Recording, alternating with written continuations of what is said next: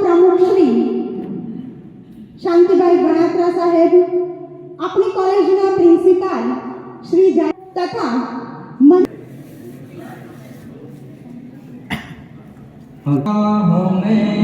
हमें रखना सीखे हमने राह पर चलना, तेरी पनाह में हमें रखना सीखे हमने राह पर चलना।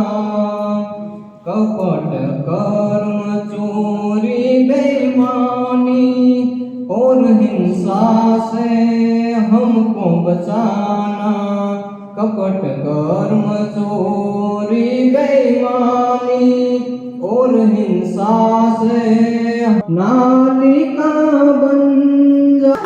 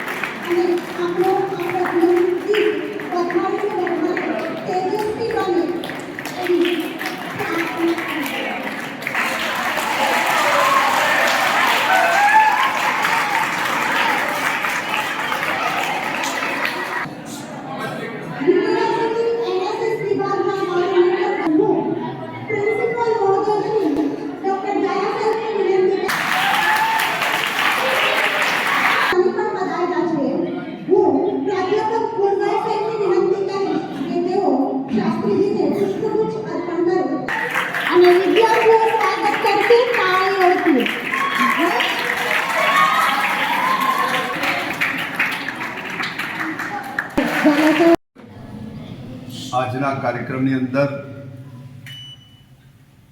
આપણે જે ધામમાં બેઠા છે એવા માં આઈ શ્રી રૂપલમાંનું આ ધામ છે. આજે શક્તિની ઉપાસના પણ છે અને માં સરસ્વતીનો પ્રાગટ્ય દિવસ પણ છે. ઋતુઓનો રાજા એ વસંતની પણ આજ ઘડી છે અને એવા સમયે દેવમણી આર્ટ્સ એન્ડ કોમર્સ કોલેજના અમારું NSS વિભાગના વિદ્યાર્થી વિસાવદરથી થોડા દૂર જંગલની એકદમ નજીક એવી જગ્યાએ આ કેમ્પનું આયોજન કરવામાં આવ્યું છે. ત્યારે આ સંસ્થાના ટ્રસ્ટી જે ઘણી બધી સંસ્થાઓમાં સેવા કાર્યમાં જોડાયેલા છે એવા શાંતિભાઈ ગણાત્રાજી કે જે વિસાવદરની અંદર હવેલીના પણ પ્રમુખ છે, લોહાણા સમાજના મહાજનના પણ પ્રમુખ છે અને સાથે સાથે આ સંસ્થા પણ કે જે સંસ્થા 1946માં શરૂ થઈ હોય તો એના ટ્રસ્ટીઓ કેટલા બધા વિદ્વાન હશે કે આઝાદી પહેલાં પણ અંધજન વિશે આજે પણ કોઈ વિચાર કરતું નથી, એના માટેની કોઈ સંસ્થા બનાવતા નથી. એના માટેની સંસ્થા બનાવવાનો વિચાર એ 1946માં આવ્યો હોય અને પછી ધીરે ધીરે એની પ્રવૃત્તિ વધારી અને 92માં હાયર એજ્યુકેશનની અંદર કોલેજ તરીકે એ લાવ્યા. મારે નિરંજનભાઈ ઉપાધ્યાયને યાદ કરવા જ જોઈએ કે આ સંસ્થાના એ પ્રમુખ પ્રિન્સિપાલ તરીકે અને આમ પણ હું આ વિસ્તારનો છું એટલે સૌરાષ્ટ્ર યુનિવર્સિટીમાં જ્યારે કોમર્સ ફેકલ્ટીમાં પણ હું ડીન રહ્યો તો અવારનવાર આ પ્રદેશની અંદર મારે આવવાનું થતું એટલે સંસ્થાથી હું વાકેફ છું. આજે 33 વર્ષ આ સંસ્થાને થયા અને ઘણા લાંબા સમય પછી ફરી પાછા મારા મિત્ર એવા ઝાલા સાહેબ એણે બરાબર સહયોગ કીધો, એ સાચો સહયોગ છે કે હું રાજકોટ કુલપતિ હતો ત્યારે પણ એ જે કે રામમાં પ્રિન્સિપાલ હતા, જે વ્યવસ્થા હતી એમાં. અને મારી ઈશ્વર છે, આપણે કામ ક્યાં દે છે એ નક્કી હોતું નથી. એનો જેટલો ઝેલો સ્વીકાર કરી લઈએ જે કામ દે પ્રસાદ માનીને, તો બહુ ઓછું દુઃખી થવાય. અને હું અહીંથી કુલપતિ પૂરો થયો અને ગોધરા જંગલ વિસ્તારમાં હું કુલપતિ થયો. મારે જંગલ સાથેનો નાતો છે, કારણ કે મારું ગામ પણ જંગલમાં છે.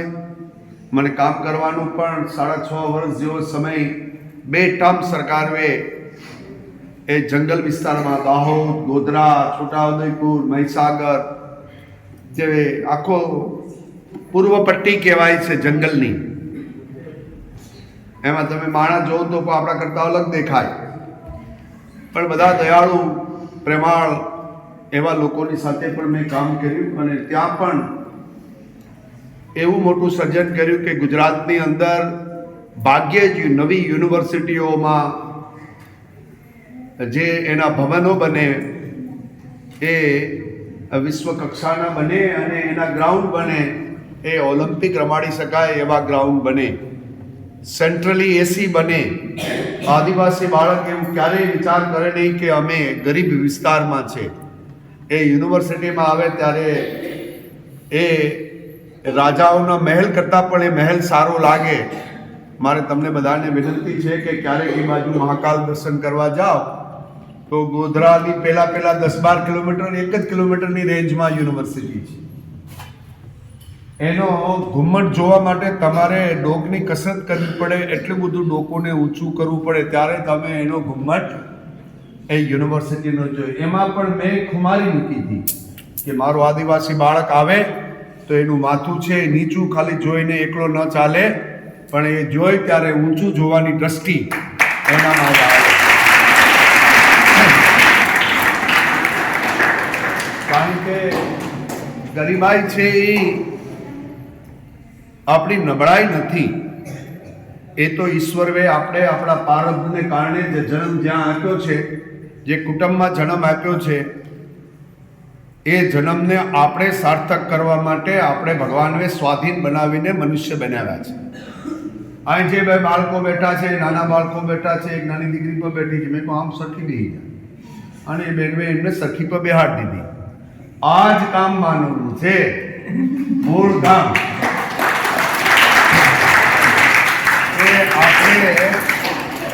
આપણે હવે આ નવી પેઢી છે, શાસ્ત્રીજીએ હમણાં કીધું કે આ આખું જગત છે હવે ડિજિટલ જગત થવા માંડ્યું છે. અને એમાંય પાછી જેન જી અને આલ્ફા પણ અહીંયા છે. એ નવી કેટેગરી હમણાં થોડાક સમયમાં જનરેટ થઈ છે. જેન જી એટલે કે 96-97 થી લઈને 2013 સુધીમાં જન્મેલા બાળકો, એ જેન જી છે. એ લગભગ ભારતમાં 22 કરોડ લોકો છે. અને બીજા છે એ 13 થી લઈને 2025માં જન્મેલા, એ પણ લગભગ 13 કરોડ લોકો આમાં પણ આવે છે. એનો જન્મ તો લગભગ સ્માર્ટફોનમાં જ થયો છે. તમારામાંથી થોડોક સ્માર્ટફોન અને દેશી ડબલું બેયમાં થયો છે. અમે તો ક્યાંય નથી રહ્યા. હવે આવી સ્થિતિની અંદર સમાજની જે વ્યવસ્થાઓ છે એમાંથી મારી બહેનોએ, મારા ભાઈઓએ શું કરવું જોઈએ એની ટિપ્સ આપવા માટે આજે તમારી સાથે વિચાર, મારા વ્યક્તિગત મત આપવા આવું છું. એક તો નાની વાતમાં ખોટું નહીં બોલવું મા બાપ સાથે. આ પહેલી તમને અત્યારની સમાજની મેં સમાજમાં જોયું છે. મારા બાળકો હોય, સંયુક્ત કુટુંબમાં રહું છું, 110, 112, કારણ કે દર વર્ષે એમાં વધારો ઘટતો થતો જાય છે. એવડું મોટું કુટુંબ છે મારું.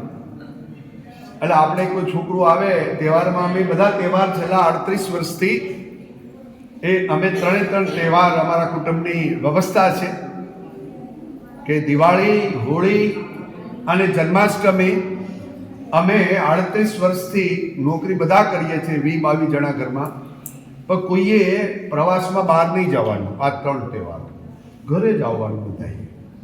મા બાપ છે એના ચરણોમાં માથું મૂકવાનું ને એ દિવસો એની સાથે જ ગાળવાના. એટલે મારા મા બાપ બે 108 અને 107 વર્ષ જીવ્યા.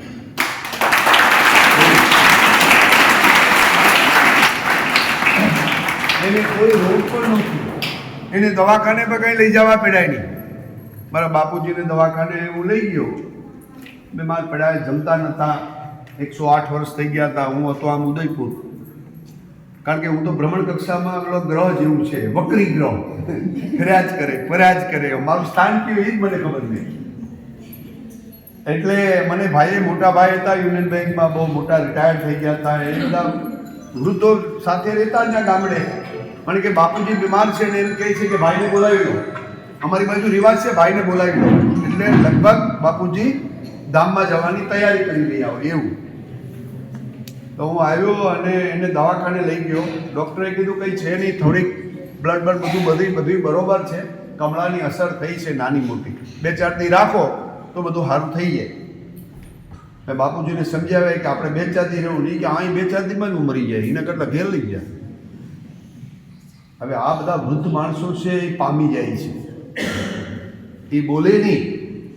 હજી તમારા મા બાપ પણ, તમને કહું છું દીકરીઓને, કે તમારી બધી જ વાત એ જાણી જાય છે, પણ તમને દુઃખ ન લાગે એટલે કહેતા નથી. બાપનો હિસાબ સમજી જાય.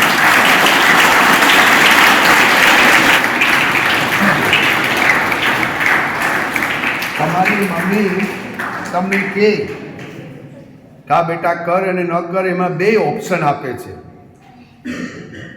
તમારા પિતા, એની આંખમાં તમારે આંખ મિલાવીને એની આંખોને જોવી કે એ આંખો એની હા પાડે છે કે ના પાડે છે, અને કંઈ ન બોલે તો એની ના સમજવી, અને એ કે એ પ્રમાણે જીવન જીવશો તો જીવનની અંદર ઓછા દુઃખી થશો. મને ખબર નથી કે તમારું આગલું પ્રારબ્ધ કેવું છે, પણ આગલું પ્રારબ્ધ તો તમારો જન્મ સુધીનું સીમિત છે.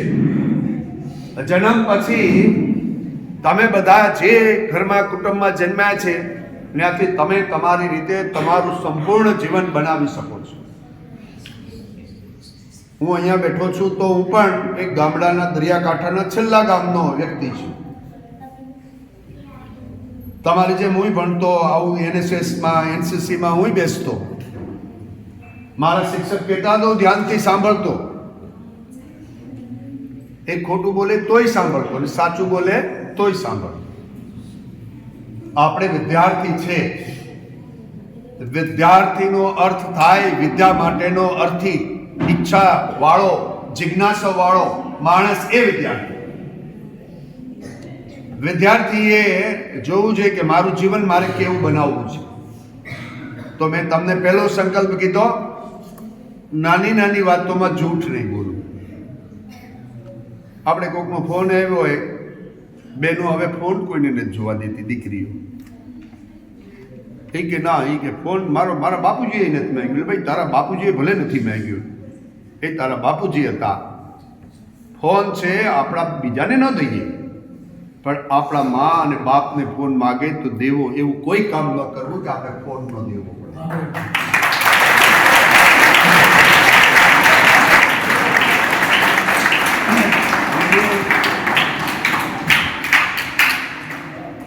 એને અમે ડિજિટલ ડિટોક્સ કહીએ છીએ.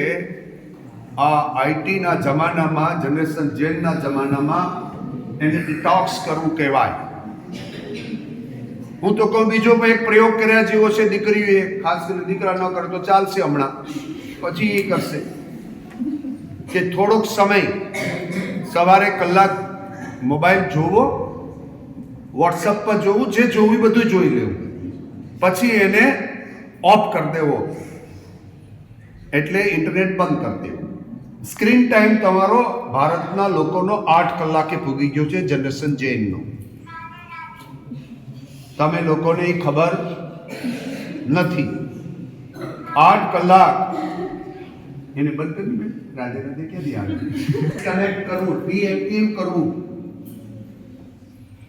ગીતા કહે છે અટેચમેન્ટ, આસક્તિ, જેને આપણે મમતા અને કામના કહીએ છીએ. આ નવી જમાનાની નવી પીડા આવી છે, ડિટોક્સ થવાની, એટલે ડી અટેચ. આપણું જીવન બરબાદ કરી રહ્યું છે. એ એક પણ પ્રકારનું કંઈ સર્જન કરતું નથી. અને વોટ્સઅપ આવે અને આવતું નથી. ઓલું છે જનરેશન જૈનમાં તમે આવો છો ને ઓલા લોકો બાજુમાં બેઠા એ આલ્ફા જૈનમાં આવે છે. આ લોકોએ ખાસ જોવાની જરૂર છે કે મોબાઈલનો ઉપયોગ જરૂરિયાત મુજબનો કરજો, નકર તમને એડિક્શન કરી દે હે. એવા લોકો મોટા પર લોકો છે 52, 55, 60, 70 ના પણ એ પણ સાંજે સૂઈ ત્યારે સૂતા સૂતા પણ 7-8 વખત ફોનને અડે છે અને જોઈ કંઈ આવ્યું નથી ને એટલે ભાઈ આ ઉંમરે હું આવે હવે ખબર નથી કે મને એડિક્શન છે. અને હવારે ઉઠે આંખ ખુલે એ પેલા મોબાઈલ ગમે ને આવ્યું કે આમ આંખમાં ઊંધો આંખું બંધ હોય તો એ મોબાઈલ ગોતી લે છે અને આંખમાં ખોલે છે. આંખ ઉપર જાય છે. બ્રેન સવારની અંદર તમારું સંપૂર્ણપણે વિસ્મૃતિમાંથી સ્મૃતિમાં આવે છે ત્યારે ભગવાનનું નામ લો. એનું નામ જપ કરવાની જરૂર છે. યુવાન લોકો એમ કીધું કે અમારે કરવાની જરૂર નથી. એકદમ ખોટી વાત છે. જે માણસ યુવાનીથી નામ જપ કરે છે એ કોઈ પણ દુર્ગતિને પામતો નથી. અને જે મૂડી તમે આજે કમાવ છો આધ્યાત્મિક, આ તો માનું ધામ છે, એમાં તમને કહી રહ્યો છો કે જે આધ્યાત્મિક મૂડી તમે ઊભી કરશો, નામ જપ, તમને જે દેવ ગમે, જે માતાજી ગમે, તમારા જે ઈષ્ટદેવ હોય, પણ ઉઠીને પેલું ભગવાનનું નામ લો. આ મોબાઈલ ભગવાનનું ન લો. એવી મારી સલાહ તમને બીજી છે. ત્રીજી સલાહ છે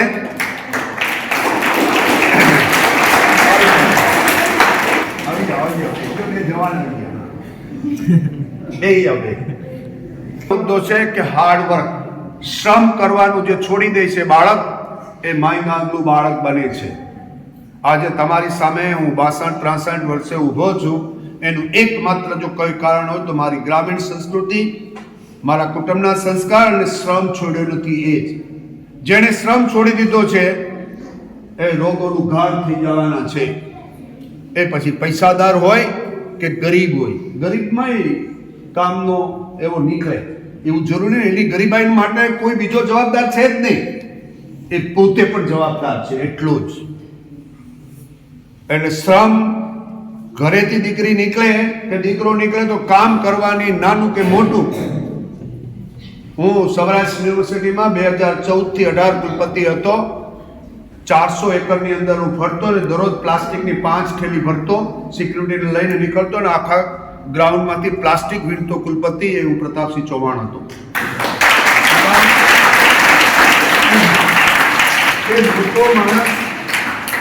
મોટો માણસ જે કરે એનું અનુકરણ નાનો માણસ કરે છે. એટલે ભગવાન ગીતામાં કહે છે અર્જુનને, હમણાં શાસ્ત્રીએ કીધું કે પ્રકૃતિમાં, વનસ્પતિમાં હું પીપળનું વૃક્ષ એ હું છું. આખો વિભૂતિ યોગ છે. અર્જુન પૂછે છે ભગવાનને કે મારે તમને ક્યાં જોવા? તો કે હું ક્યાં નથી, પણ તને હું સંક્ષિપ્તમાં એક નાની વાત મૂકું કે હું ક્યાં ક્યાં છું. આ લિસ્ટ છે એ સંક્ષિપ્ત લિસ્ટ છે, ટૂંકું. એમાં એ કહે છે કે જંગલની અંદર જે પ્રાણીઓ છે એમાં હું સિંહ છું. સિંહમાં જે બળ જોઉં છો એ બળ ઉર્જા મારી છે, એની નથી. તમારા ને મારામાં પણ જે ઉર્જા ચાલે છે, તો ભગવાને તો ખાલી લિસ્ટ આપી વિભૂતિ યોગમાં કે હાથીમાં હું એરાવત હાથી છું, ઋષિમાં હું ગૌસ્ત ઋષિ છું, મુનિમાં હું નારદ મુનિ છું, નરની અંદર હું આ છું. એમ બધી આખી વાત કીધી. હું એ વાત નથી, તમારા ને મારામાં, જડ અને ચેતનમાં, પરા અને અપરામાં, આ બધાની અંદર જે શક્તિ કે જે કંઈ જોઈ રહ્યા છો એ બધી જ શક્તિ છે. ભગવાન કે એ મારી છે. તો તમે બધા તો શક્તિશાળી વિસ્તારમાંથી આવો છો. જંગલનો માણા કેવો હોય? જંગલનો માણા ડરે નહીં. એની પહેલી ગુણવત્તા તો એ નિર્ભય હોય, એ સખત મહેનતુ હોય, એ કોઈનું હરામનું લે ન લે, એને લેવાની વૃત્તિ જ ન જાગે. એની વૃત્તિ પણ ન હોય ને એની ગતિ પણ ન હોય. અને એ બે કોકની માનો કે જંગલમાં થઈ જાય તો તમારે સમજવું હોય કે અપવાદ છે, આસુરી સંપદા વાળા છે, એ દેવી સંપદા વાળા નથી. એ અપવાદ છે, એ ક્યારેય હોઈ શકે નહીં. આપણી બાજુમાં કોઈ મરી જાય એટલે આપણા ઘરના તરત 5 જણા દોડે છે. કોઈ બીમાર પડે તો તરત દોડે છે. કોઈ મુશ્કેલીમાં છે તો તરત દોડે છે. આ જે દોડવાની જે પ્રક્રિયા છે આપણી અંદર માણસાઈ જીવે છે. હું અમેરિકામાં ગયો હતો 2005માં. આમ તો ઘણા સમયથી જાઉં છું. 2005માં ત્યાં હરિકેન આવ્યું હતું. હરિકેન એટલે વાવાઝોડું, અને એનું નામ હતું કેટરીના વાવાઝોડું. એટલે તમને મજા આવશે, યાદે આવી જાય. એ લોકો હરિકેનના નામ આપે છે જુદા જુદા. અને હું ત્યારે ત્યાં જ હતો ફ્લોરિડામાં, માયામીની બાજુમાં દરિયાકાંઠો.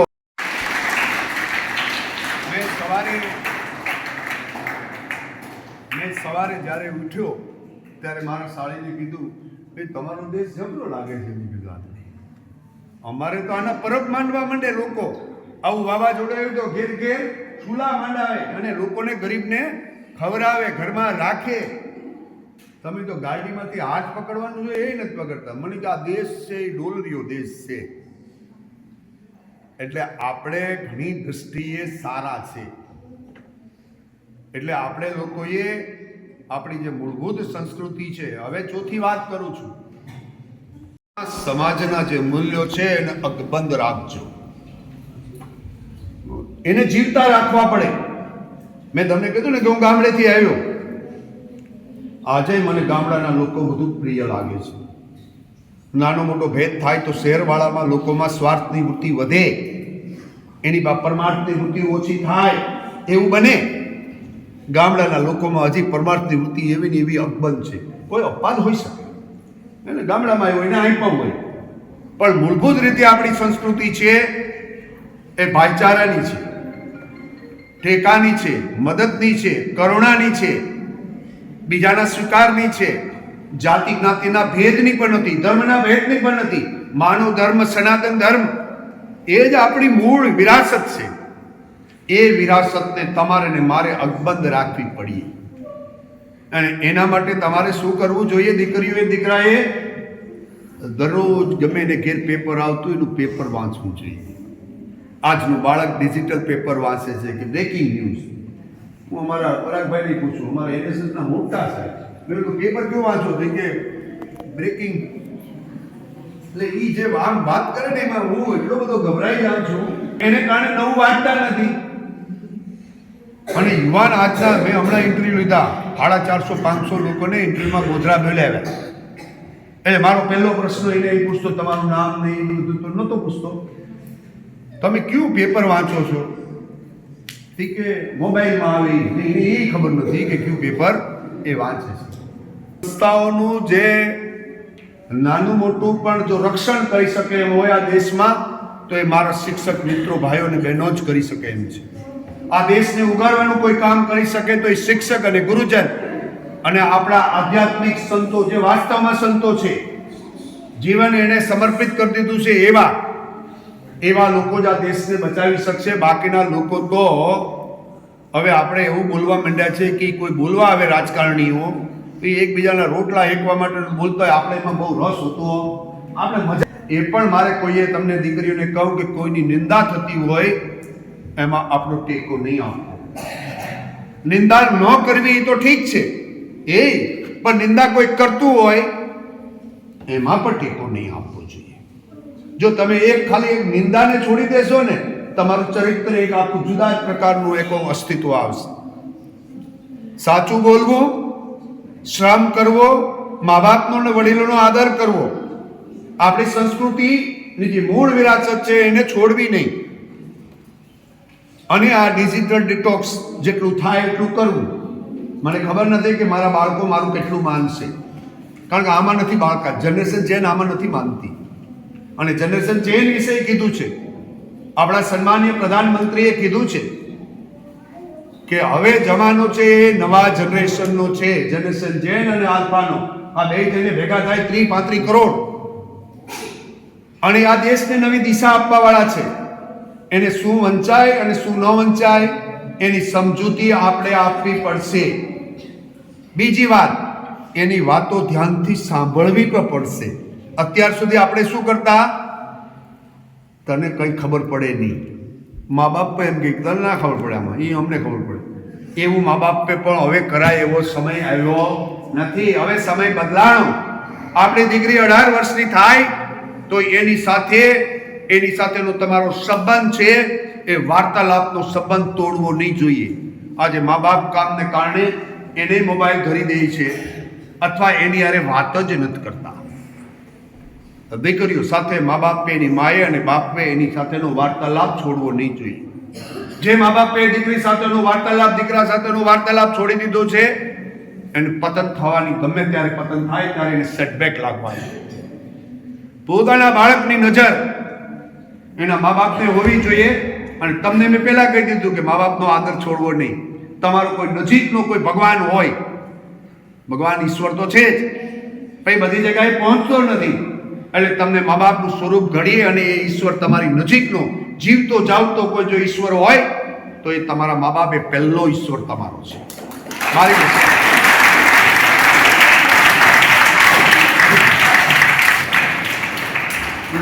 પાછું કે થોડુંક બંધ મારો નજીકનો જે ઈશ્વર હું ગણું છું એ તમારો સાચો શિક્ષક હોય તો. એમાં કન્ડિશન છે. મા બાપમાં કન્ડિશન નથી લગાડી.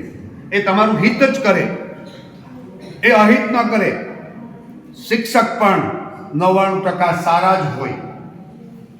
તમારે શિક્ષકને પણ ઓબ્ઝર્વ કરવો. જમાનો બદલાણો છે.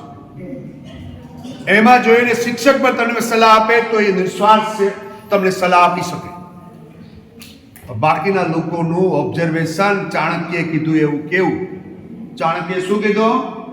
કે પોતાના આત્મજનોની પણ સમયે સમયે કસોટી કરવી. બહુ લોકો ઓછા સમજ્યા છે ચાણક્યને.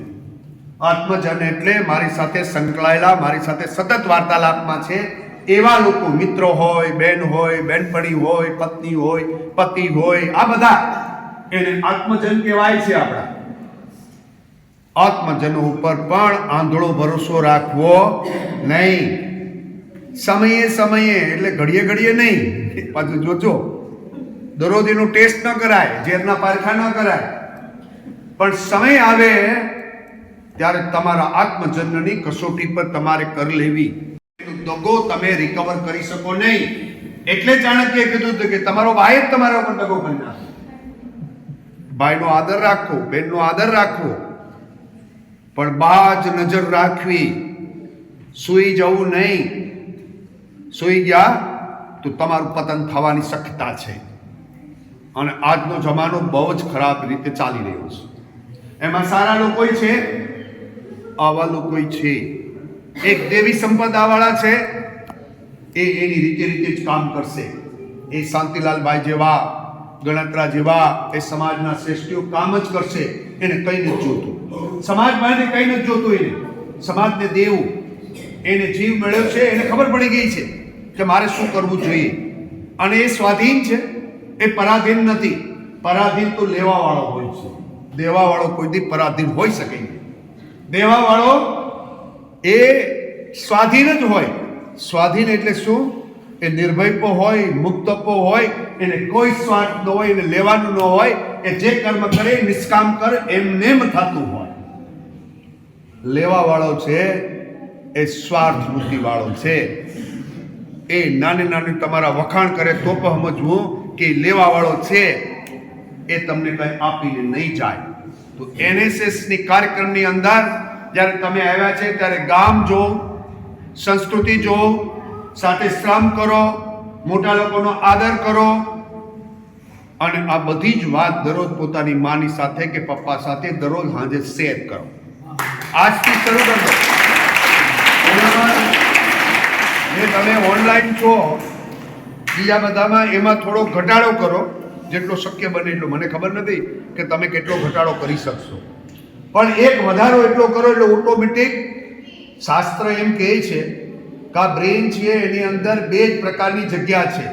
એક નેગેટિવ થોટ્સ એટલે દુર્ભાવ, અને પોઝિટિવ થોટ્સ એટલે સદભાવ. જો તમે સદભાવ ભરતા જશો તો દુર્ભાવની જગ્યા જ નહીં રહી, અને એ સદભાવ વાળો તમારો વિચાર થવા માંડશે. તમે બધા જ કર્મ કરશો એ શુદ્ધ કર્મ કરશો.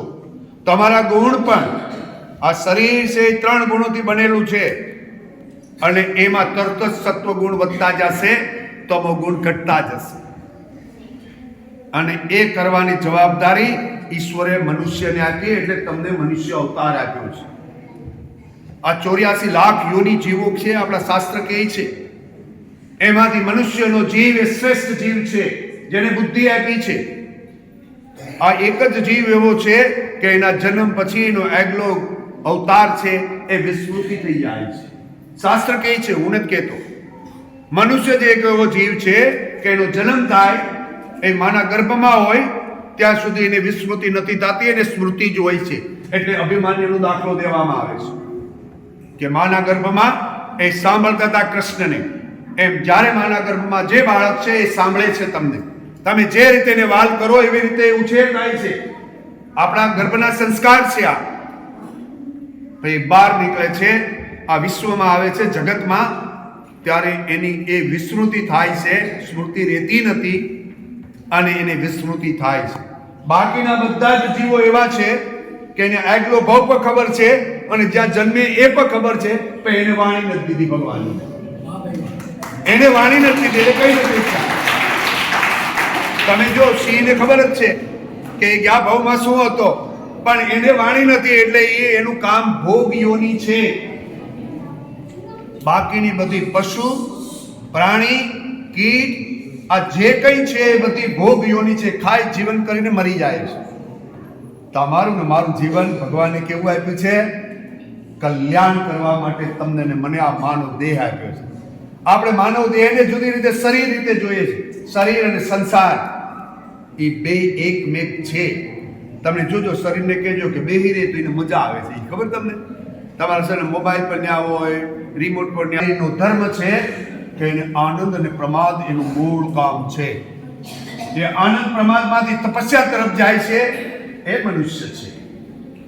એ યોગી થઈ શકે. બાકીના લોકો તો ભોગી છે. જે બાકીના યોનીના જીવો છે, ખાધું પીધું રાજ કર્યું અને આ સંસાર છોડીને જતા રહ્યા, એને તો જન્મ મરણના વિકારોની અંદર કાયમ માટે રહેવાનું છે.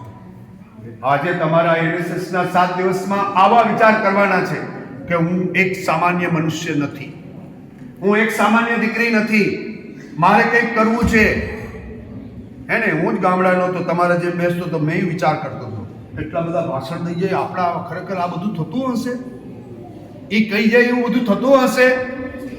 આવું મને વિચાર આવતો હતો અને મેં નક્કી કર્યું, યસ, આપણે ધારીએ એ થઈ શકે છે. જ્યારે તમને મનમાં એવું નક્કી કરી લેશો કે હું ધારું કરી શકો, તમે IAS પર થઈ શકશો, તમે IPS પર થઈ શકશો, તમે પ્રોફેસર પર થઈ શકશો, તમે કુલપતિ પર થઈ, તમે જે નક્કી કરો એ થઈ શકો એમ છે. એટલી મનુષ્યને તાકાત આપી છે ભગવાને. પણ મનુષ્ય શું કરે છે? એ નજીકનું સુખ શોધવા માટે મોટું લક્ષ્ય છોડી દે છે. અને હું તો તમને બધાને કહું છું કે લક્ષ્ય કેવો રાખવો જોઈએ કે હું હાથ પગે આકાશમાં ઉડું, એવો સંકલ્પ હોવો જોઈએ. હું નાનો તો આવો જ સંકલ્પ હતો. કેવો? આખી નદી તરી જાઉં, ઘોડા ઉપર બેસી જાઉં, હાથી ઉપર બેસું. એટલા બધા પરાક્રમ કર્યા કે પરાક્રમમાં મને બાંધી દેવામાં આવતો. સ્વાગત કરીએ છીએ અને સ્વાગત એ માટે કરીએ છીએ કે ગુજરાત સરકાર ગાંધીનગર દ્વારા એમને આદેશ હતો કે આપ ગાંધીનગર હાજર રહો, છતાં પણ આપ અમારી આ કાર્યક્રમમાં હાજર રહ્યા છે એ બદલ ખૂબ ખૂબ બીજી વખત પણ તમારું અમે હાર્દિક સ્વાગત કરીએ છીએ. એટલે વિદ્યાર્થી અને અભ્યાસક્રમ કવિ નરસિંહ મહેતા યુનિવર્સિટીમાંથી પધારેલ NSS સમગ્રના કોર્ડિનેટર ડૉક્ટર પરાગ સ્વાગત છે. ત્યારબાદ વાંધા સાહેબનો ખૂબ ખૂબ મહેનત રહી છે. અહીંયા આપ લોકો ખૂબ ખૂબ અભિનંદનનો પાત્ર છે. વાંધા સાહેબ ઘણા લાંબા સમયથી NSS સંભાળે છે સાહેબ, અને બહુ સારી કામગીરી કરે છે વાંધા સાહેબ. એમ ઉપરમાં ધામ છે અને આજના પવિત્ર દિવસે આવા આધ્યાત્મિક ધામમાં આપણો આ કોલેજનો NSS કાર્યક્રમ યોજાયો છે. એટલે પહેલાં તો મને બહુ જ ખુશી થાય છે કે પવિત્ર દિવસ, પવિત્ર ધામ અને એમાં પણ આવો સરસ કાર્યક્રમ. એટલે પહેલાં તો હું અમારા ઝાલા સાહેબને અને વાજા સાહેબને ખૂબ અભિનંદન આપું છું કે આવો કાર્યક્રમ આવી જગ્યા ઉપર આવા દિવસે ગોઠવવા બદલ ખૂબ ખૂબ ધન્યવાદ.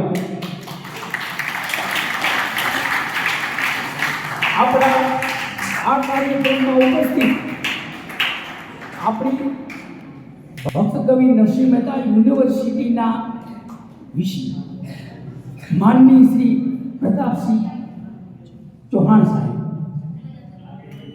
સાહેબ વિશે તો ઝાલા સાહેબે ઘણું બધું કીધું, પણ મારે એનામાં એટલું જ કહેવું છે કે તમે અમારી કોલેજ ઉપર હંમેશા તમારી મીઠી નજર રાખજો. એવી જ રીતે યુનિવર્સિટીમાંથી પધારેલા પ્રોફેસર પરાગભાઈ, આપણી કોલેજના પ્રિન્સિપાલ શ્રી ઝાલા સાહેબ, વાઇસ પ્રિન્સિપાલ શ્રી ખોડભાઈયા સાહેબ, કોઓર્ડિનેટર શ્રી વાજા, આ કાર્યક્રમનું સંચાલન કરે છે એવા અમારા હેતલબેન, ખાસ ઉપસ્થિત મારી માગણી અને લાગણીને માન આપી અને ઉપસ્થિત એવા જસ્મીનભાઈ જાની, જે સંસ્કૃતના એકદમ પરખડ પંડિત છે. આવી રીતે ઉપસ્થિત અમારે કોલેજના સર્વ પ્રોફેસર ભાઈ બહેનો, અહીંની શાળાના આચાર્ય તથા બધા જ વિદ્યાર્થી ભાઈ બહેનો,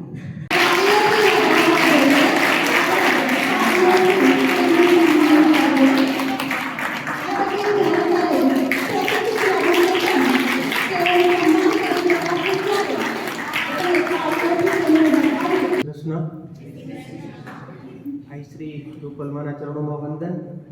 અને આજે વસંત પંચમીનો તહેવાર છે. માતા સરસ્વતીની આરાધના આપણે સૌ કરી રહ્યા છીએ અને સરસ્વતી માના ચરણોમાં પણ વંદન કરી અને આગળ વધું છું. બહુ ટાઈમ લઈ લઉં. આજના આ Devmani arts and commerce college Visavadar NSS unit 1ની વાર્ષિક શિબિરમાં અધ્યક્ષ સ્થાને બિરાજમાન ભક્ત કવિ નરસિંહ મહેતા યુનિવર્સિટીના આદરણીય કુલપતિ Shri professor doctor Pratapsinh Chauhan sir, Mehta સાહેબ ઘણી બધી સારી વાત કરી અને ઘણી બધી કોલેજ જ્યારે એક સમાજ સેવાનું આપણે એક ભેટ ધરી હોય છે ત્યારે NSS કામ આવતું હોય છે. એમનો લોગો છે નોટ મી બટ યુ, હું નહીં પણ તમે, અને આપણે સૌએ સાથે મળી અને કામ કરવાનું છે. જ્યારે અહીંયા આ 7 દિવસની વાર્ષિક શિબિરમાં ઘણી બધી એવી સમાજ સેવાને લગતી પ્રવૃત્તિઓ થવાની છે, ગ્રામ સફાઈ થવાની છે, સ્ત્રી સશક્તિકરણને આધારે ઘણી બધી પ્રવૃત્તિઓ થવાની છે. હમણાં મને ઝાલા સાહેબ વાત કરતા હતા કે આમાં ઘણી બધી ખાસ કરીને જળ સંચય અભિયાન છે એ આજના જમાનાની આમ જોવા જઈએ તો વાસ્તવિકતા પણ છે અને જરૂરિયાત પણ છે. તો હમણાં જ્યારે મને ઝાલા સાહેબે વાત કરી કે જળ સંચય અભિયાન છે એ અમે આખા ગામમાં લઈ જવાના છીએ અને કેવી રીતે બોર રિચાર્જ થાય, કેવી રીતે તમે પાક વધારે લઈ શકો, એના માટે પણ અમે આ અભિયાન ચલાવવાના છીએ. સાંસ્કૃતિક કાર્યક્રમ અને શ્રમમૂલક જે પ્રવૃત્તિઓ છે કે જે આજે અહીંયા આપણા ભારતની જેને કહેવાય કે સંસ્કૃતિ કહેવાય છે, ગામડામાં રહી અને ગાંધીજી પણ કહેતા કે સાચું ભારત ગામડામાં છે અને ગાંધીજીના આદર્શ નીચે આ NSSની સ્થાપના થઈ. અને અત્યારે પણ જ્યારે ગાંધીજી એવું કહેતા, મારી છેલ્લી વાત કહું, એવું કહેતા કે જો મારું ચાલે તો હું ભારતને 5.5 લાખ ગણ રાજ્યોમાં વેચી દઉં. તો ગણ રાજ્ય, ગણ એટલે પ્રજા, પ્રજાનું રાજ્ય, અને એ સાચું રાજ્ય છે એને NSSમાં એક પરિકલ્પના કરી હતી અને એ આ NSS છે એ આજે પૂર્ણ કરી રહ્યું છે.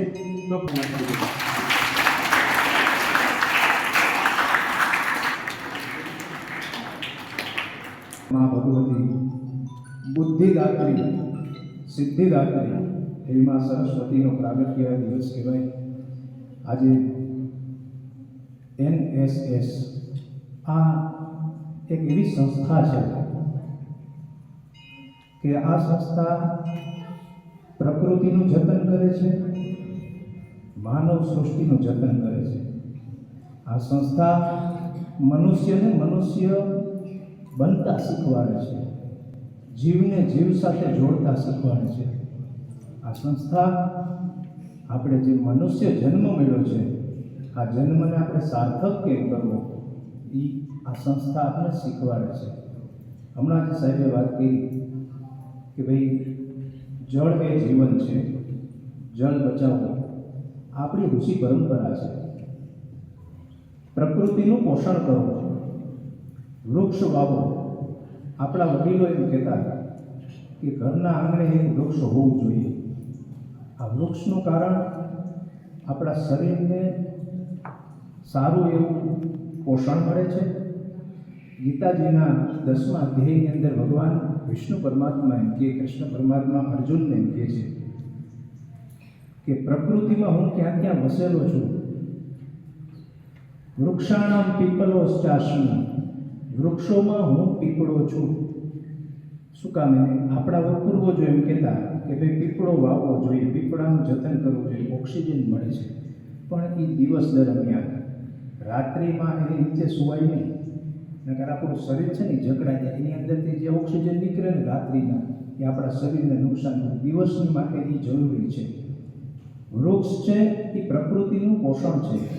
આજ આપણે જોઈએ છીએ કે પોલ્યુશન, પોપ્યુલેશન જેવા આપણા પ્રશ્નો અનહદ સતાવે છે. તો જો આ વૃક્ષનું વાવેતર કરશું ને તો અમુક એવા પ્રશ્નો હોય છે જે આપણા જીવનને સાર્થક કરે છે અને આપણે શ્વાસ લેવામાં કોઈ તકલીફ પડતી નથી. આ સંસ્થા આપણે આ શીખવે છે.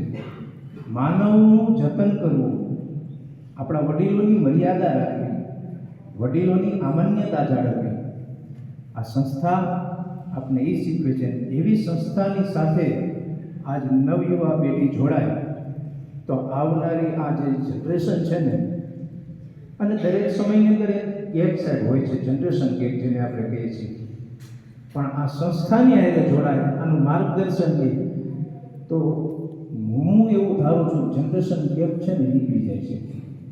વડીલોની જે માન મર્યાદા છે એ માન મર્યાદાને આપણે પાલન અને પોષણ કરી શકીએ. આ સંસ્થા આપણે એ શીખવાડે છે અને આ સંસ્થા એ જોડાય છે. આ સંસ્થાનું માન મર્યાદા રાખીને એની સાથે પ્રકૃતિ સાથે જોડાઈ રહે એ આ સંસ્થા આપણે હંમેશની માટે શીખવે છે. એટલે ખાસ કરીને નવયુવા પેઢીને આપણે આમાં જોડાવાનું મેઇન કારણ તાત્પર્ય એ હોય છે કે પ્રકૃતિને સાથે રાખીને હંમેશા કાર્ય કરવું જોઈએ. આપણા શિક્ષકો છે, આપણા ટ્રસ્ટીઓ છે, આપણા માર્ગદર્શકો છે. શિક્ષક, આ જે આપણા સ્કૂલના શિક્ષક જે છે એ આપણા ગુરુ છે. આપણા ગુરુનું માર્ગદર્શન, એની મર્યાદા, એની આજ્ઞાનું પાલન આપણે હંમેશની માટે કરવું જોઈએ. આપણા ગુરુ છે ને એ જ આપણું પહેલું પગથિયું છે. મેં પહેલો શ્લોક બોલ્યો હતો. એ શ્લોકનો અર્થ એ ટૂંકી ભાષામાં કહી દઉં કે તમારે વિવેકતા દાખલ કરવી હોય તમારા શરીરની અંદર, મન, બુદ્ધિ, વચનની અંદર, ત્યારે તમારા કર્મ કેવા હોવા જોઈએ. તો આ શ્લોક આપણે શીખવે છે કે આપણાની ઘરની અંદર કે આપણા સંસ્કારની અંદર આપણી પાસે ધન ન હોય તો ચાલે, અન્ન ન હોય તો ચાલે, પણ વિદ્યા ધનમ સર્વ ધન પ્રધાન. વિદ્યા છે ને એ મોટામાં મોટું ધન છે અને એનાથી મોટું કોઈ ધન છે નહીં. કારણ ન ચોર હાર્યમ ન ચ રાજ હાર્યમ ન ભ્રાતૃભાજ્યમ ન ચ ભારકારી વ્યયે કૃતે વર્તતે નિત્યમ વિદ્યા ધનમ સર્વ ધન પ્રધાનમ. ચોર લોકો ચોરી ન કરી શકે. તમે કેટલું ભણતર છે તમારામાં, એ ચોર લોકો લઈ શકે? ન લઈ શકે. ન ચોર હાર્યમ ન ચ રાજ હાર્યમ, રાજા એમાં કર ન માગી શકે. ન ભ્રાતૃભાજ્યમ, ભાઈઓનો ભાગ ન પડાવી શકે. ન ચ ભારકારી, તમને એનો વજન પણ ન લાગે. વ્યય કૃતે વર્ધતે નિત્યમ, જેટલો એનો વ્યય કરો, એને આપો એટલી વધે. વિદ્યા ધનમ સર્વ ધન પ્રધાન, દરેક ધનની અંદર વિદ્યાનું જે ધન છે એ પ્રધાન છે અને એની હંમેશની માટે જાળવણી કરવી આપણી નૈતિક ધર્મ છે, આપણી ફરજ છે. આ જે વાત છે ને એ આ સંસ્થા આપણે શીખવે છે. આવનારી જે પેઢી છે એને અમારા અનુભવની જરૂર છે.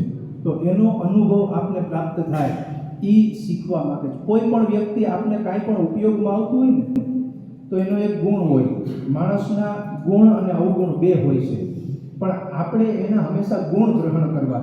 સૂરજનારાયણ ન ઉગે તો આપણને રોગચાળો નીકળે છે, પણ સૂરજનારાયણ જ્યારે ઉદય થાય તો આપણને તડકો પણ લાગે છે.